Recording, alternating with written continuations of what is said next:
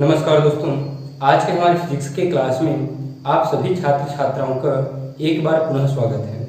आइए, आज का हमारा टॉपिक है एक समान विद्युत क्षेत्र में रखे वैद्युत द्विध्रुव पर बल युग्म। नाम से ही क्लियर है, एक समान विद्युत क्षेत्र अर्थात विद्युत क्षेत्र का मान क्या रहेगा, यहाँ पे एक समान रहेगा। उस पर हमको क्या करना है, एक वैद्युत द्विध्रुव को रखना है। तो चलिए, एक समान विद्युत क्षेत्र ले लीजिए। ये एक समान विद्युत क्षेत्र हम ले लिए। अब इस पर क्या करेंगे, हम एक वैद्युत द्विध्रुव को रख दीजिए। तो ये वैद्युत द्विध्रुव को हम यहाँ पे रख देते हैं। तो ये होगा, यहाँ पे इसको नाम दे दीजिए A और ये होगा B। अब A पर रख दीजिए आप प्लस Q आवेश और B पर रख दीजिए आप माइनस Q आवेश। वैद्युत द्विध्रुव के बीच की दूरी होगा 2L और 2L को क्या कहते हैं हम, प्रभावकारी लंबाई। AC रखो, नीचे वाले के साथ मिला दीजिए और इसको दे दीजिए C। वैद्युत द्विध्रुव विद्युत क्षेत्र के साथ थीटा कोण बनाते हुए रखा हुआ है। अब देखिए वर्णन, यहाँ पे थोड़ा और देख लीजिए आप। विद्युत क्षेत्र प्लस Q आवेश पर बल लगाता है, तो यहाँ पे एक बल लगता है QE, अर्थात ये बल लगेगा हमारा जो क्षेत्र की दिशा में होगा। इतने ही परिमाण के बल माइनस Q आवेश पर लगता है, तो ये इसके विपरीत दिशा में होंगे। तो विपरीत दिशा में होने के कारण यह एक बल युग्म का निर्माण करेंगे जो विद्युत द्विध्रुव को क्षेत्र के समांतर लाने का प्रयास करते हैं। देखिए वर्णन में आप इसी को ही देख लीजिए एक बार और। माना ए भी एक वैद्युत द्विध्रुव है जो प्लस Q और माइनस Q आवेशों से मिलकर बना है, जिसके बीच की दूरी 2L है। वैद्युत द्विध्रुव एक समान विद्युत क्षेत्र में थीटा कोण बनाते हुए रखा है। विद्युत क्षेत्र E प्लस Q आवेश पर एक बल QE लगाता है जो क्षेत्र की दिशा में होती है, और उतने ही परिमाण के बल माइनस Q आवेश पर भी लगता है जो क्षेत्र की विपरीत दिशा में होती है। चूंकि ये दोनों बल QE और QE दोनों का परिमाण बराबर है, लेकिन ये विपरीत दिशा में होने के कारण एक बल युग्म का निर्माण करेंगे, और ये बल युग्म वैद्युत द्विध्रुव को क्षेत्र के समांतर लाने का प्रयास करता है। इसे ही हम प्रत्यानयन बल युग्म आघूर्ण कहते हैं। तो देखिए, बल युग्म आघूर्ण, बल युग्म आघूर्ण बराबर एक बल और दोनों बलों के बीच की दूरी, दोनों बलों के बीच की दूरी। अब बल युग्म आघूर्ण को हम दर्शाते हैं टाउ से। एक बल में आप कोई भी ले लीजिए, QV हो या इसको ले लीजिए। तो एक बल क्या है हमारे पास, QE। अब दोनों बलों के बीच की दूरी क्या होगा, एक बल आपका ये है और एक बल ये आपका ये है, तो दोनों बलों के बीच की दूरी क्या होगा, A और C। तो QE इंटू AC, इसको दे देंगे हम समीकरण 1। आगे देखिए, AC का मान हम चित्र के माध्यम से निकालेंगे। तो चित्र में देखेंगे हम, यहाँ पे आपका ये कर्ण है और ये आपका लंब है, क्योंकि कोण के सामने की भुजा को हम क्या कहते हैं, लंब कहते हैं। तो लंब और कर्ण से संबंधित हम त्रिकोणमितीय अनुपात देखेंगे। तो क्या होता है, लंब और कर्ण से संबंधित साइन थीटा। तो साइन चित्र से त्रिभुज ABC में sine theta is equal to लंब बटे कर्ण। लंब क्या होगा आपका AC और कर्ण क्या होगा आपका A और B। A और B के बीच की दूरी क्या है, 2L। 2L को पक्षांतर कर दीजिए, तो ये हो जाएगा 2L और sine theta is equal to AC। AC का मान हम क्या करेंगे, समीकरण 1 में रख देंगे। समीकरण 1 में AC का मान रखने पर, चलिए रख दीजिए यहाँ पे। तो टाउ इज इक्वल टू मिलेगा आपको QE। AC का मान क्या है, 2L साइन थीटा, 2L और ये साइन थीटा। यहाँ पे देखिए Q इंटू 12 है, 12 और ये Q, और Q इंटू 12 को क्या कहते हैं? वैद्युत द्विध्रुव आघूर्ण।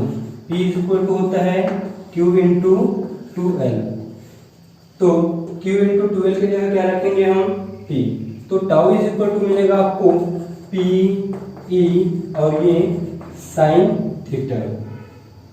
यही प्रत्ययन बलयुग्म आघूर्ण के लिए अभिष्ट व्यंजक है। इसके बाद यदि हम इसको सदिश रूप में लिखना चाहें तो टाउ इज इक्वल टू हो जाएगा P क्रॉस E। क्यों? क्योंकि हम 11वीं में पढ़ चुके हैं, क्रॉस को कहते हैं हम सदिश गुणक और डॉट को कहते हैं हम अदिश गुणक। तो क्रॉस के लिए साइन थीटा उपयोग होता है, तो साइन थीटा को जब हम यहाँ पे हटाएंगे तो यहाँ पे लग जाएगा आपका क्रॉस। यह क्या है? प्रत्ययन बलयुग्म आघूर्ण का सदिश रूप है, सदिश रूप। इसके बाद उसी से संबंधित एक और टॉपिक है, एक समान विद्युत क्षेत्र में वैद्युत द्विध्रुव को घुमाने में किया गया कार्य। तो उसी प्रकार आप फिर से एक समान विद्युत क्षेत्र बना लीजिए। ये एक समान विद्युत क्षेत्र। अब इसमें क्या है? विद्युत द्विध्रुव को घुमाने में किया गया कार्य। तो सबसे पहले हम वैद्युत द्विध्रुव को इस अक्ष के समांतर रखते हैं। तो ये है माइनस Q आवेश और ये है प्लस Q आवेश, ये A और ये B। तो वैद्युत द्विध्रुव को क्या करेंगे? हम घुमाएंगे। तो इस वैद्युत द्विध्रुव को थीटा कोण से आप क्या कीजिए? घुमा दीजिए। तो ये हो जाएगा, यहाँ पे आ जाएगा माइनस Q आवेश और यहाँ पे आ जाएगा आपका प्लस Q आवेश, ये A और ये B। थीटा कोण से क्या हुआ? ये जो वैद्युत द्विध्रुव है वह घूम गया। उसके बाद अब देखिए इसमें हम व्यंजक कैसे निकालेंगे। व्यंजक हम कहां से उठाएंगे? इससे पहले जो व्यंजक निकाले थे प्रत्ययन बलयुग्म का आघूर्ण। तो प्रत्ययन बल युग्म का आघूर्ण क्या निकाले थे? Tau is equal to P E और ये साइन थीटा। इसको दे दीजिए आप समीकरण 1। अब इसके बाद देखिए हम वैद्युत द्विध्रुव को थीटा कोण से घुमाएं, तो कहीं ना कहीं ये वैद्युत द्विध्रुव थीटा कोण से घूमने से पहले ये यहाँ पे आया होगा। तो यहाँ पे आएगा, तो ये जो थीटा कोण से पहले यहाँ पे आएगा तो ये क्या होगा? अल्प कोण होगा। तो डी थीटा कोण से घुमाने में किया गया कार्य,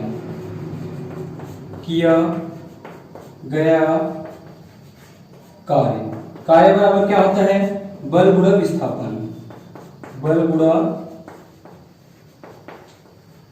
विस्थापन।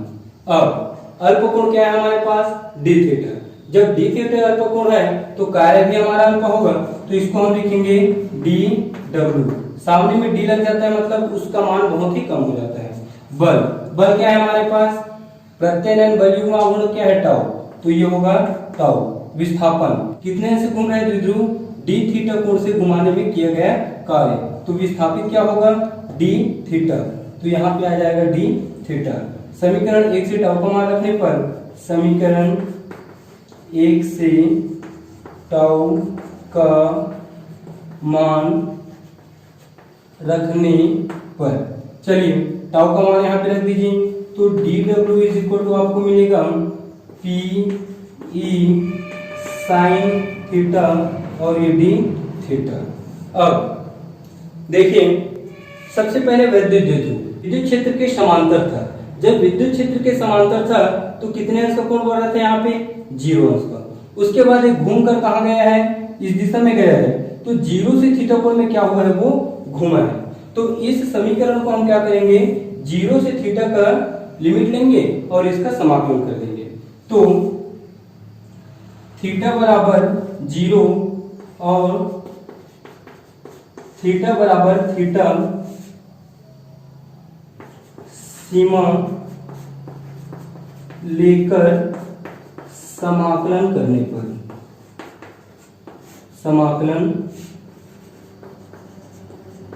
करने पर, तो लिमिट ले लीजिए आप, तो इसका समाकलन, सबसे पहले इसका समाकलन कर दीजिए, तो डी डब्ल्यू इसका समाकलन और इधर का समाकलन हो जाएगा ये समाकलन P E sine theta. Limit क्या है, लोअर लिमिट है आपका 0 और अपर लिमिट होगा आपका थीटा, तो 0 से थीटा, तो ये हो जाएगा 0 से थीटा। डी डब्ल्यू का जब समाकलन करेंगे तो यहाँ पे डी को हटा दीजिए, ये सिर्फ बचेगा आपका डब्ल्यू इज इक्वल टू, यहाँ पे पी और ई क्या है, यहाँ पे अचर पद है तो वो बाहर आ जाएगा, ये 0 से थीटा और बचेगा साइन थीटा और ये डी थीटा।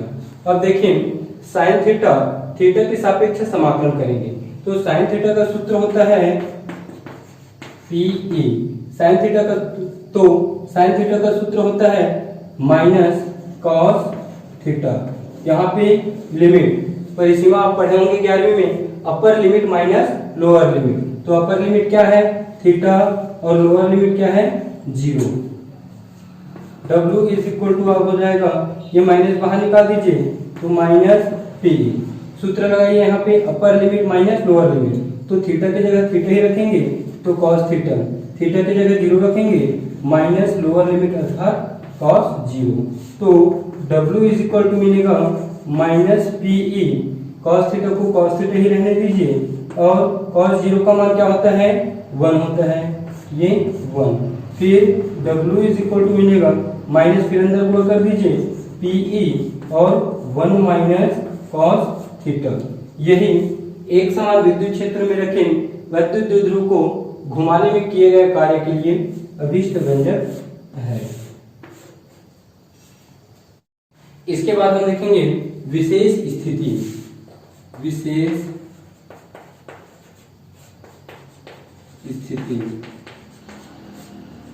विशेष स्थिति में सबसे पहले हम रखेंगे थीटा इज इक्वल टू 0 अंश, तो W is equal to PE 1 minus cos theta में थीटा इज इक्वल टू क्या रखेंगे हम 0 रखेंगे, तो W इज इक्वल टू आपको मिलेगा पीई 1 माइनस कॉस 0 अंश, तो W is equal to PE 1 minus cos 0 का मान क्या होता है 1 होता है, तो W इज इक्वल टू मिलेगा आपको पीई 1 से 1 कैंसिल हो जाएगा, तो ये मिलेगा 0, तो W इज इक्वल टू मिलेगा आपको 0, अर्थात हम यह कह सकते हैं जब थीटा इज इक्वल टू 0 होगा तो कार्य का मान क्या होगा 0 होगा।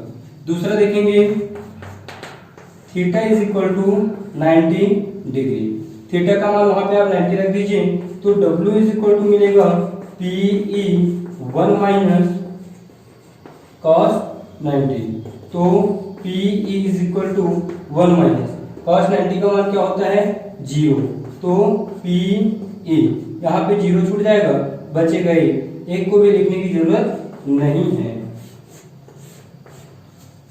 तीसरा आप यहाँ निकाल लीजिए, तीसरा थीटा इज इक्वल टू 180 अंश रख दीजिए, तो W इज इक्वल टू मिलेगा आपको पीई 1 माइनस कॉस 180, तो PE is equal to 1 minus cos 180 का मान होता है -1, पीई 1 माइनस और माइनस हो जाएगा प्लस, तो इसको हल करेंगे तो ये 1 और 1 2 हो जाएगा, 2 सामने आ जाएगा, तो 2PE, तो W इज इक्वल टू मिलेगा आपको 2PE।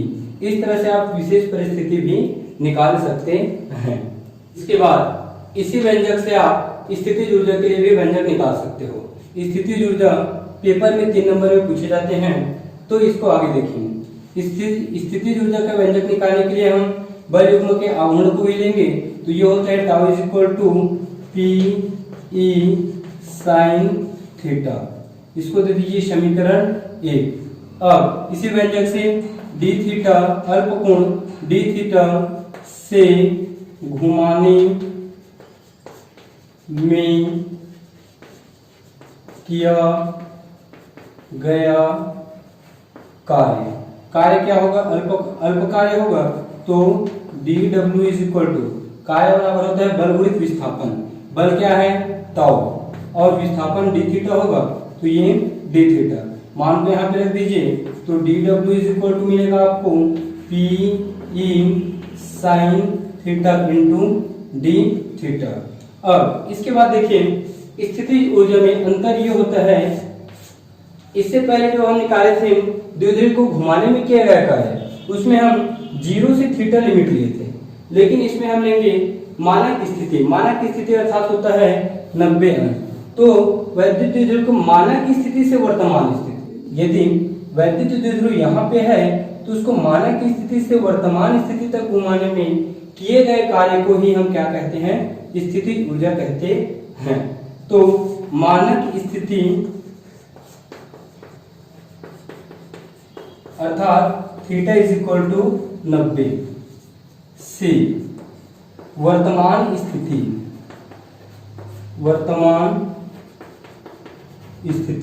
वैद्युत द्विध्रुव का वर्तमान स्थिति क्या है थीटा। तो theta is equal to theta की सीमा लेकर आप क्या कर दीजिए, इसको समाकलन कर दीजिए। तो ये हो जाएगा D W is equal to, यहाँ पे लिमिट रखेंगे आप लोअर लिमिट में 90 और अपर लिमिट में रखेंगे आप थीटा, सिम पीई और ये sign theta into D theta. D W का समाकलन हो जाएगा आपका डब्ल्यू, यहाँ पे पीई को बाहर निकाल दीजिए, अंदर बचेगा 90 और ये थीटा, ये sign theta into D theta. Sine theta का सूत्र होता है माइनस कॉस थीटा, समाकलन के सूत्र से हम जानते हैं। तो मिलेगा आपको पी ई साइन थीटा का समाकलन क्या हो जाएगा माइनस कॉस थीटा। लिमिट क्या है 90 से थीटा। अब यहाँ पे माइनस बाहर निकाल दीजिए, तो W इज इक्वल टू मिलेगा पी ई, यहाँ पे माइनस बाहर निकालेंगे और यहीं पे आप लिमिट का उपयोग कर दीजिए। तो लिमिट होता है upper limit minus lower limit, तो अपर लिमिट थीटा की जगह theta minus lower limit theta की जगह 90, तो ये हो जाएगा cos 90। तो W इज इक्वल टू आपको मिलेगा minus P E cos theta का कॉस थीटा और cos 90 का मान होता है 0, तो W इज इक्वल टू मिलेगा माइनस पी ई और ये cos थीटा।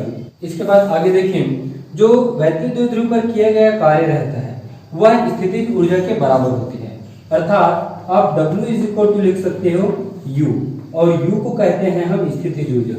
तो किया गया कार्य स्थितिज ऊर्जा के बराबर होती है, तो W की जगह क्या रखेंगे हम U रखेंगे, तो माइनस पी ई और ये हो जाएगा cos थीटा।